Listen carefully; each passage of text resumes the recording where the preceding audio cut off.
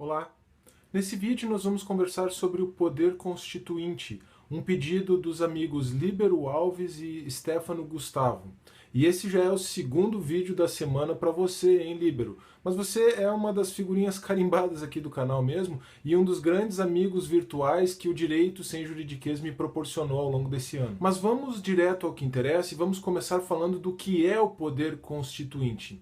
O poder constituinte é aquilo que dá fundamento de validade à própria Constituição. Mas cuidado, hein? Porque, de acordo com a teoria constitucional contemporânea, o poder constituinte não se confunde com a norma fundamental do Kelsen. E por que isso? Porque, como nós já vimos, a norma fundamental do Kelsen é uma coisa teórica, ela está no plano das ideias, ela é uma norma fundamental hipotética. Mas os teóricos aí da Constituição hoje nos dizem que o poder constituinte ele é um poder político, não é algo simplesmente no plano das ideias, ele é um poder político, essa é a essência do poder constituinte. Ele também é não jurídico, mas ele é então político. Claro que esse poder constituinte, que é político, tem uma manifestação jurídica. E essa manifestação jurídica, essa manifestação desse poder no plano do direito é a Constituição. Bom, nós já vimos o que ele é, agora vamos saber qual é a origem do poder constituinte. Segundo a nossa própria Constituição, todo o poder emana do povo. Lembram aqui do Rousseau? Então, a origem do poder constituinte é a vontade popular, é a soberania popular. O poder constituinte, ele decorre do povo. O problema é como esse poder é exercido. Na verdade, esse é apenas um pressuposto teórico coletivista que está por trás da construção do nosso Estado. Para o Estado brasileiro e, infelizmente, para a maioria das pessoas que pensa e aplica o direito aqui no Brasil, a coletividade vale mais do que o indivíduo. Essa é só uma observação, tá? Para você entender o que essa construção teórica nos diz, mas eu não vou tratar sobre isso agora porque não é o objetivo deste vídeo. Agora, voltando ao poder constituinte, nós vamos notar que ele está presente de forma muito forte e de forma muito clara no início de uma nova ordem constitucional. Mas não é só quando uma nova ordem constitucional e quando uma nova Constituição começa que nós temos o poder constituinte. Os autores de direito constitucional nos dizem que o poder constituinte também é permanente, então ele pode se manifestar com algumas limitações, é claro, ao longo do tempo.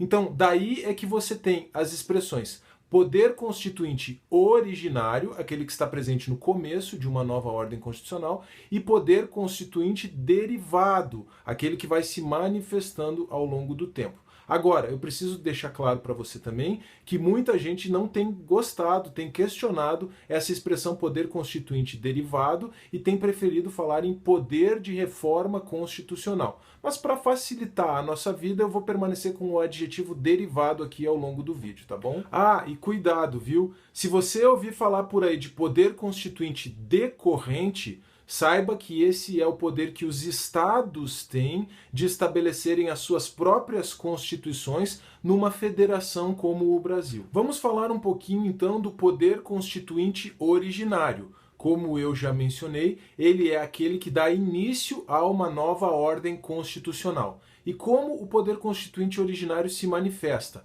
Cuidado, hein? O poder constituinte originário se manifesta por meio da Assembleia Nacional Constituinte. Então é muito importante você não confundir poder constituinte com Assembleia Constituinte. De novo, a Assembleia Constituinte é a forma como o poder constituinte originário se manifesta. E essa Assembleia Constituinte pode ser exclusiva, ou seja, quando as pessoas são eleitas apenas para aprovarem a nova Constituição, ou não exclusiva, quando as pessoas são eleitas para aprovarem a Constituição e para permanecerem, então, com mandatos como parlamentares. Nós já vimos o que significa uma Assembleia Constituinte exclusiva ou não exclusiva. Agora vamos ver as ideias de Assembleia Constituinte soberana ou não soberana. Quando uma Assembleia Constituinte é soberana, então o trabalho dela não é submetido a nenhum tipo de aprovação por consulta popular, seja por plebiscito, seja por referendo. Pelo contrário, quando a Assembleia Constituinte for não soberana, então o trabalho dela está sujeito ao crivo do povo, está sujeito a uma consulta popular por plebiscito ou por referendo. O que se diz na teoria, embora isso seja um pouco controvertido, é claro, é que as assembleias constituintes exclusivas e não soberanas tendem a ser mais democráticas e mais legítimas, embora isso não retire também a legitimidade dos outros tipos de assembleias constituintes. Aqui no Brasil, veja você, a nossa Assembleia Constituinte de 88 foi não exclusiva e soberana. Veja que apesar da proposta mais descritiva desse vídeo, a gente já está fazendo um pouco de crítica também ao estado de coisas atual. E agora vamos para a parte mais complicada disso tudo, que é saber se o poder constituinte originário é limitado ou não. Alguns defendem que o direito internacional, e especialmente o direito internacional dos direitos humanos, seria uma limitação ao poder constituinte originário.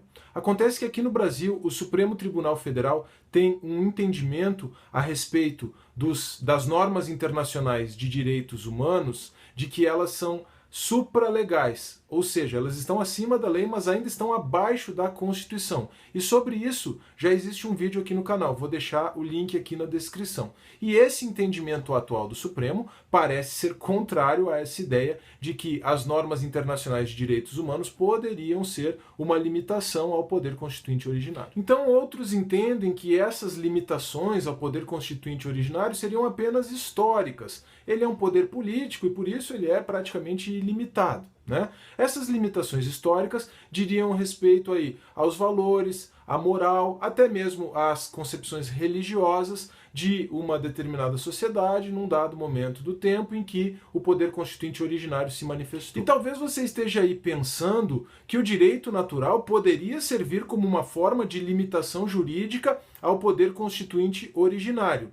E se você está pensando isso, parabéns! Você é um libertário e talvez ainda não saiba. E aqui o meu amigo Vitor França já deve estar dando pulos de alegria. Mas eu preciso reforçar para você que aqui no Brasil, infelizmente, o que prevalece no nosso mundo jurídico, no nosso meio jurídico, é o coletivismo e, portanto, essa ideia de que o poder constituinte originário poderia estar limitado pelo direito natural não é aceita, é deixada de lado, tá? Mas eu acho que se você pensou isso, você tem razão, hein? Mas essa relação do libertarianismo com o direito é um assunto que eu estou planejando aprofundar aqui no canal a partir do ano que vem. Então, por enquanto, nós podemos debater esse assunto com toda a liberdade, claro, aqui nos comentários, tá bom? Mas se por um lado existe muita controvérsia a respeito das limitações do poder constituinte originário, quando o assunto são as limitações do poder constituinte derivado, a coisa já é um pouco mais tranquila. O poder constituinte derivado, ou como preferem alguns, como eu já mencionei, o poder de reforma constitucional,